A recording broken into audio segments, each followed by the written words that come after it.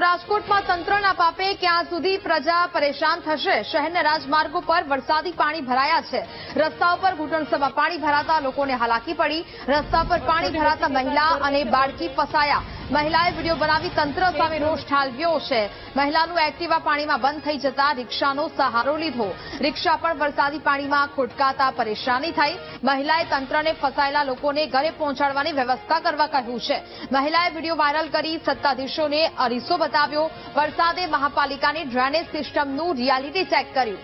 રસ્તા પરના પાણી ન ઓસરતા સામાન્ય લોકોને મુશ્કેલી થઈ રહી છે. મોંઘી કારમાં ફરતા સત્તાધીશોને સામાન્ય જનતાની પરેશાની ક્યારે દેખાશે તે સવાલ થઈ રહ્યો છે. प्लीज ड्रेनेज सिस्टम सुधारो यार। और छोटे बच्चे के साथ घर कैसे पहुंचे? 6 किलोमीटर दूर है हमारा घर।